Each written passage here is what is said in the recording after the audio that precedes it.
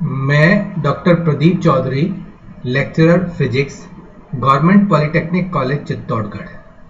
आज हम applied physics second 2002 code जो कि पॉलिटेक्निक के फर्स्ट ईयर क्लासेज में है, उसमें unit number 1 wave motion and it's applications, तरंग गति एवं उसके उपयोग के बारे में बात कर रहे हैं। उसमें जो टॉपिक अपन ले रहे हैं, topic number 1.1 to 1.3 wave types and important definitions, तरंग, उसके प्रकार और कुछ महत्वपूर्ण परिभाषाएं, इसके बारे में हम यहाँ पर बात करेंगे। तरंग गति, वेव मोशन।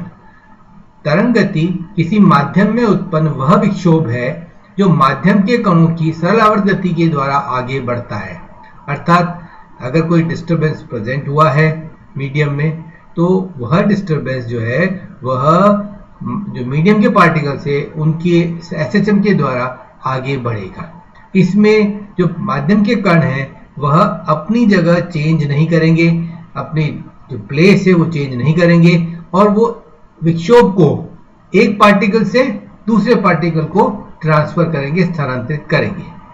तरंग गति में ऊर्जा का स्थानांतरण भी होना चाहिए, तो वो तभी संभव होता है जबकि जो माध्यम है जिसमें तरंग गति कर रही है उसके पास प्रत्यास्थता अर्थात इलास्टिसिटी की प्रॉपर्टी हो एवं जड़त्व अर्थात इनर्शिया की प्रॉपर्टी हो। इसका मतलब ये हुआ कि किसी भी तरंग गति में ऊर्जा का स्थानांतरण किसी माध्यम में तभी संभव होगा जबकि माध्यम के पास प्रत्यास्थता और जड़त्व दोनों के गुण हों।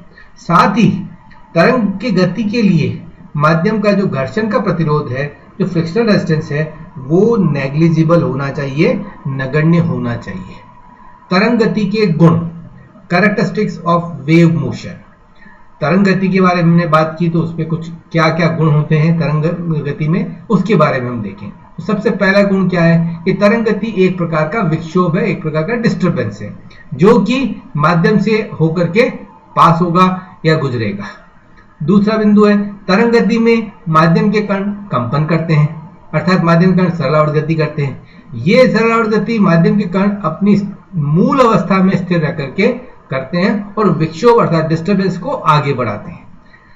इसमें माध्यम के कण स्वयं अपनी स्थिति जो है वो परिवर्तित नहीं करते हैं, केवल वो कंपन करते हैं, सिंपल हार्मोनिक मोशन करते हैं। तरंग गति में माध्यम के कण अपनी मूल अवस्था के इर्द गिर्द सरल आवर्त गति करते हैं, सिंपल हार्मोनिक मोशन करते हैं, लेकिन इन कणों का स्थानांतरण अर्थात ट्रांसफर नहीं होता है।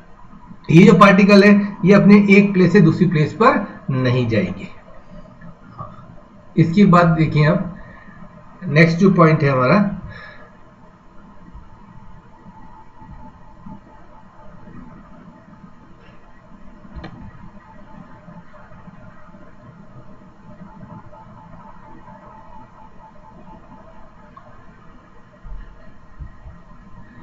ये देखिए चौथा जो बिंदु है तरंग गति के गुण में, किसी भी माध्यम में तरंग एक निश्चित वेग से गति करती है जिसे तरंग का वेग कहते हैं।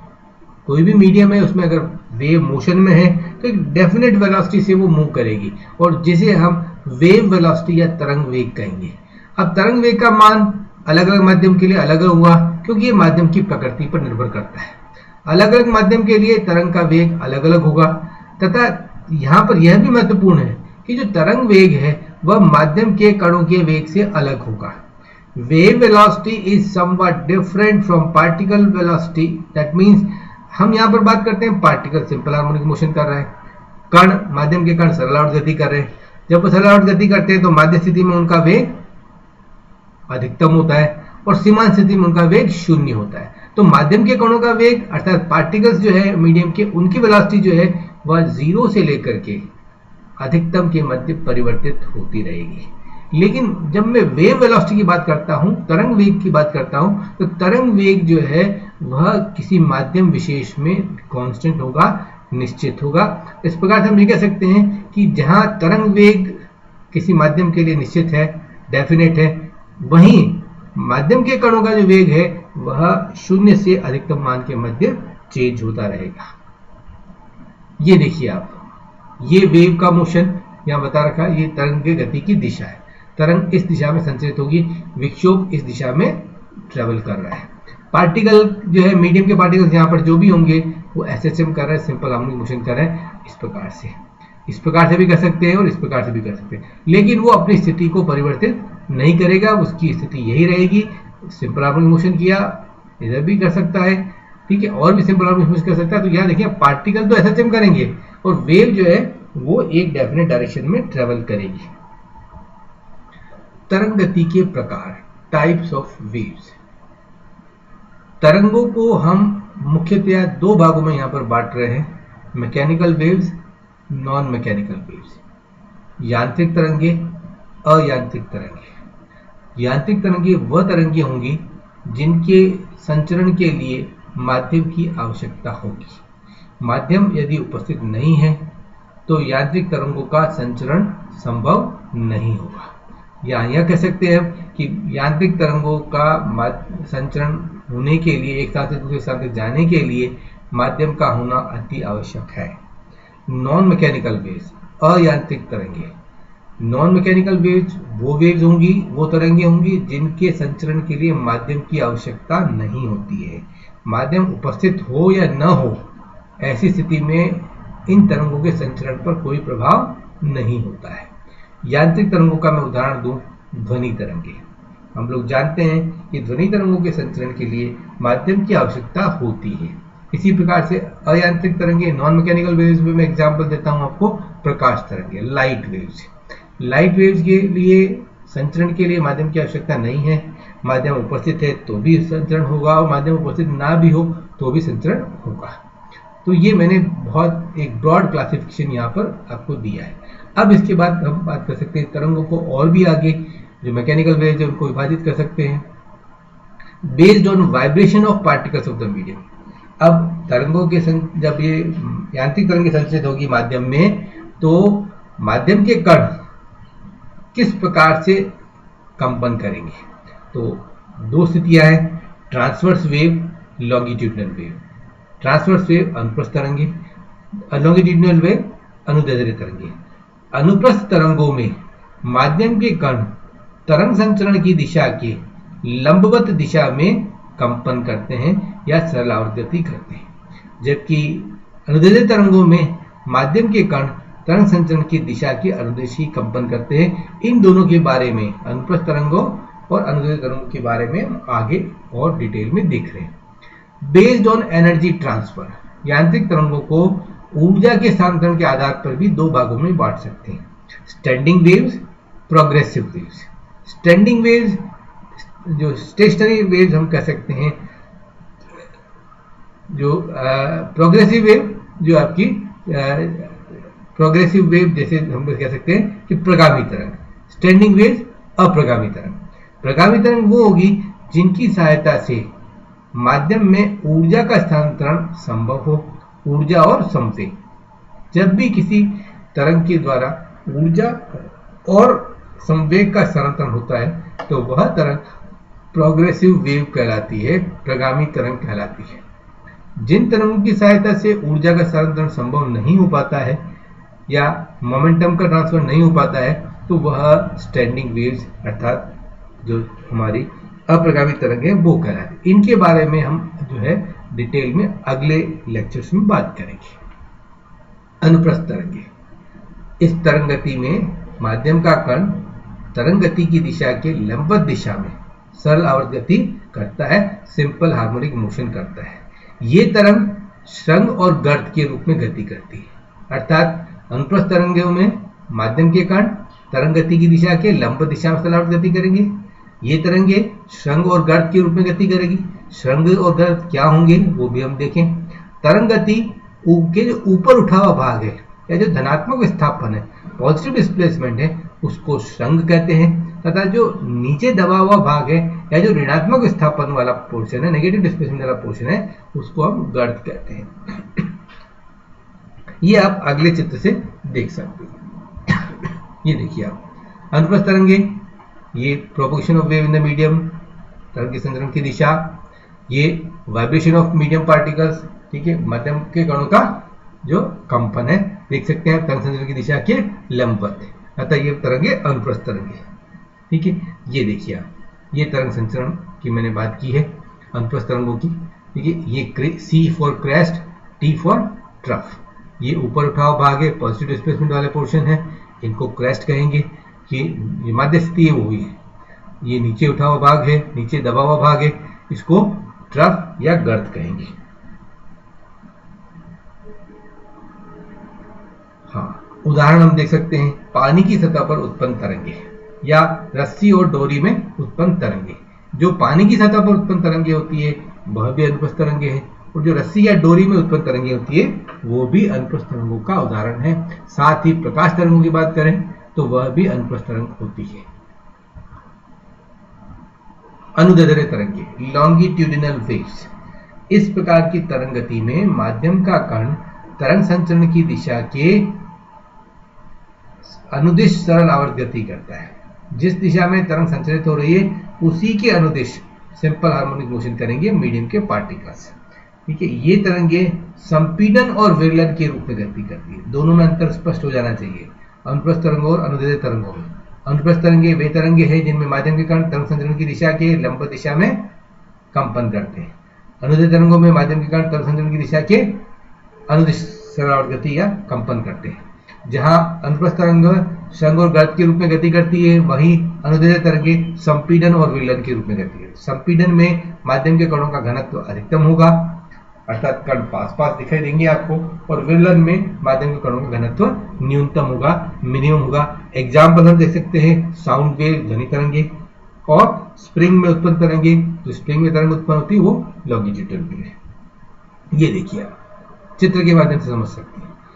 ये तरंग संचरण की दिशा, ये माध्यम का कण, माध्यम कण तरंग संचरण की दिशा की अनुदिश सरल आवर्त गति कर रहा है। तो इस प्रकार की तरंग अनुदैर्ध्य तरंग कहलाएगी। ये दोनों चीज एक साथ ही देख सकते हैं, अनुप्रस्थ तरंगे और अनुदैर्ध्य तरंगे। अनुप्रस्थ तरंगे, ये देखिए, ये तरंग संचरण की दिशा, माध्यम के कण तरंग संचरण की दिशा के लंबवत कंपन कर रहे हैं, सरल आवर्त गति कर रहे हैं। ये श्रृंग वाले भाग है क्रेस्ट, और ये ट्रफ वाले भाग है गर्त वाले। ये देखिए लॉन्गिट्यूडिनल वेव, यहां पर माध्यम के कण तरंग संचरण की दिशा के अनुदिश कंपन करेंगे। ये तरंग संचरण की दिशा है माना कि, तो कुछ कण नजदीक नजदीक हो गए यहाँ पर, तो जो सरल आवर्त इधर भी कर रहा है, इधर वाला कण इधर कर रहा है, तो यहाँ पर कणों की संख्या अपेक्षाकृत अधिक हो जाएगी, अर्थात कणों का घनत्व तो यहाँ पर अधिक हो जाएगा, अर्थात हमको उसको संपीडन वाला क्षेत्र कहेंगे।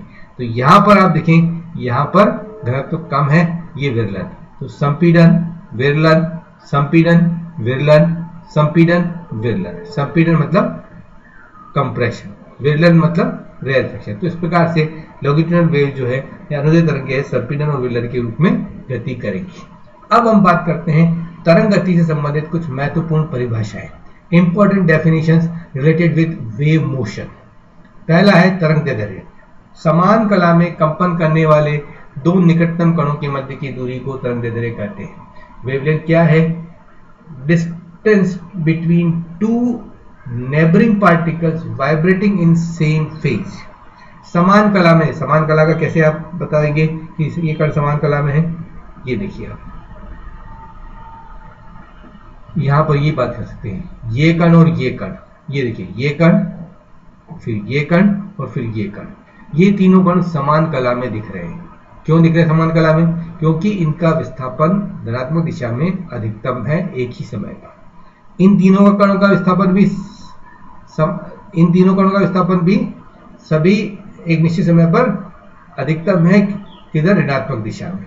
तो हम यहां बात करें, ये तीनों कण समान कला में है, लेकिन ये वो दो कण हैं जो समान कला में तो है और साथ ही निकटतम भी है। अब मैं इस कण को लूं तो ये दोनों कण समान कला में जरूर, लेकिन निकटतम नहीं है। तो यहां पर दो कण जो समान कला में कंपन कर रहे हैं, निकटतम है, उनके मध्य की दूरी तरंग दैर्ध्य कहलाएगी। तो ये जो दूरी है, इस पार्टिकल और इस पार्टिकल के बीच ये दूरी है, ये तरंग दैर्ध्य कहलाएगी। या इस पार्टिकल और इस पार्टिकल के बीच की दूरी तरंग दैर्ध्य कहलाएगी, या इस पार्टिकल और इस पार्टिकल के बीच की दूरी तरंग दैर्ध्य कहलाएगी। तो वेवलेंथ क्या है? हम देख सकते हैं कि समान कला में कंपन कर रहे दो निकटतम कणों के मध्य की दूरी तरंग दैर्ध्य कहलाती है। Distance between two particles, particles कैसे हो? Neighbouring, vibrating in same phase, समान कला में कंपन कर रहे हैं, तो उनके मध्य की दूरी तरंग दैर्ध्य कहलाएगी। टाइम पीरियड, तरंग गति में माध्यम के कणों द्वारा कंपन पूरा करने में लिया गया समय आवर्तकाल कहलाता है। टाइम पीरियड क्या है? Time taken by particles of the medium to complete one vibration और वन ऑक्सीलेशन। ये देखिए आप, ये पार्टिकल एसएचएम करेगा इस प्रकार से और यहां वापस आएगा, ठीक है। एक कंपन पूरा होगा, माध्य से शुरू हुआ, धनात्मक दिशा में अधिकतम, फिर शून्य, फिर ऋणात्मक दिशा में अधिकतम, फिर शून्य, ये एक कंपन कहलाएगा। ऐसा करने में जो समय लगेगा उसे हम तरंग का आवर्तकाल कहेंगे, तरंग गति का टाइम पीरियड आवर्तकाल कहेंगे, ठीक है। ये आवर्तकाल को टी से शो करेंगे, जबकि तरंग दैर्ध्य को लैम्डा से। तरंग दैर्ध्य का ऐसा ही मात्रक मीटर होगा क्योंकि दो कणों के बीच की दूरी है, और आवर्तकाल का ऐसा ही मात्रक सेकंड होगा क्योंकि ये समय है।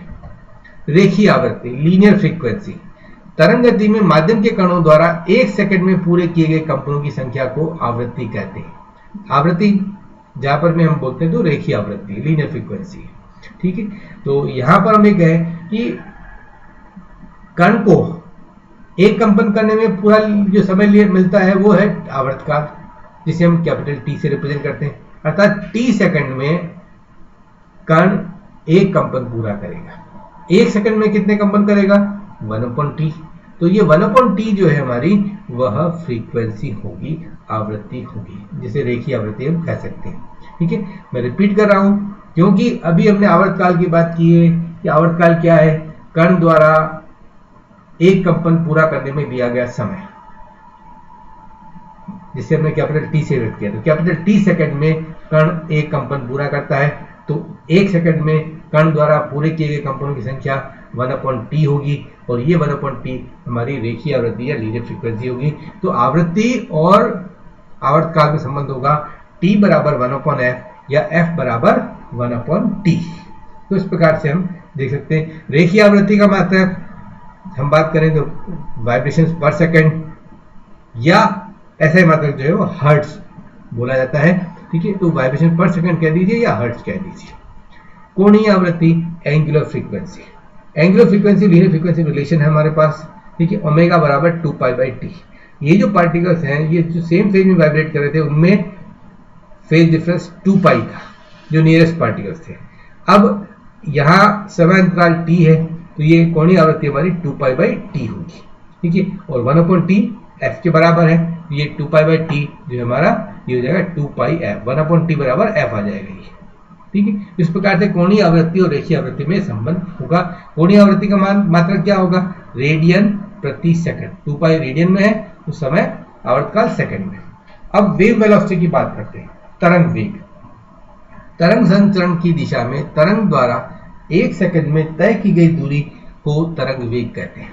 तरंग जिस दिशा में संचरित हो रही है, एक सेकंड में विक्षोभ अगर एक निश्चित दूरी तय करता है तो उस दूरी को ही हम तरंग वेग कहेंगे, ठीक है।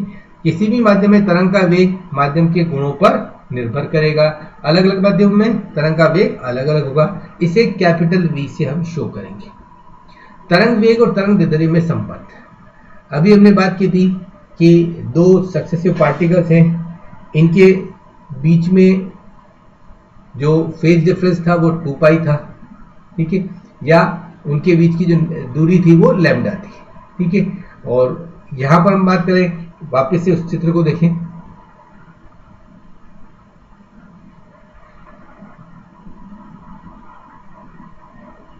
हाँ ये देखिए आप, ये कण ऐसे जब स्टार्ट करता है, विक्षोभ इधर जा रहा है, तरंग इस दिशा में संचरित हो रही है, ये कण यहां से यहाँ गया, फिर वापस यहाँ है, फिर यहाँ आकर फिर यहाँ जाएगा। तो ये एक कंपन इसने पूरा किया, इसमें लगेगा समय इसको कैपिटल टी।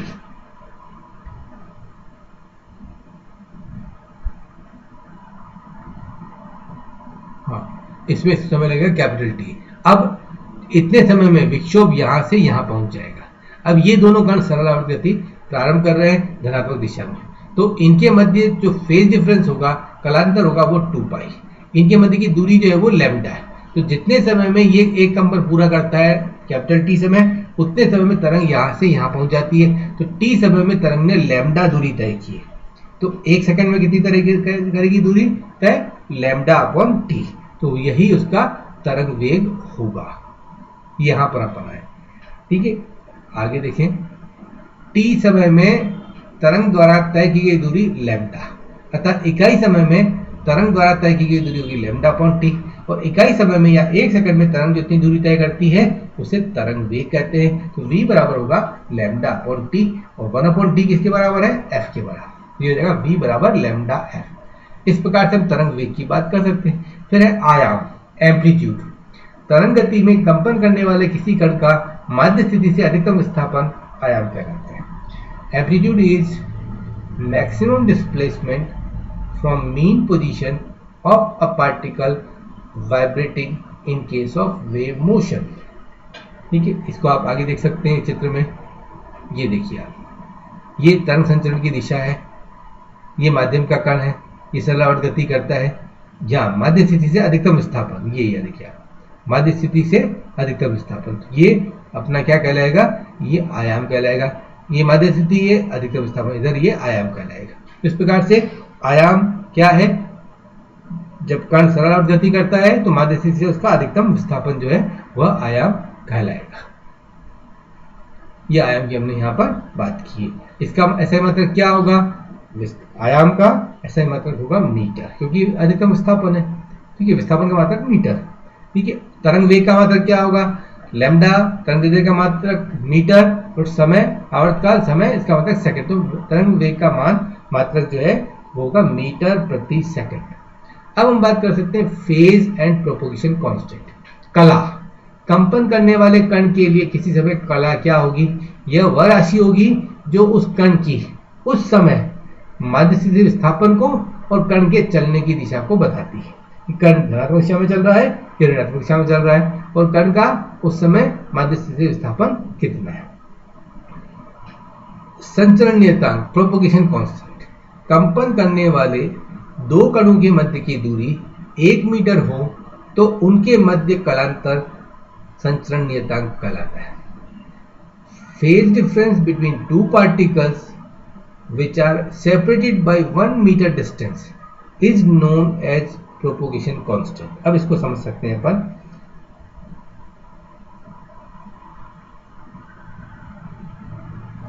ये देखिए, ये दो पार्टिकल्स हैं जो कि सेम फेज में, ठीक है, सेम फेज में, इनमें फेज डिफरेंस यहाँ पर 2 पाई। देखिए यहाँ पार्टिकल 0, यहाँ समय लगेगा t/4 और फेज हो जाएगा यहाँ पर π/2।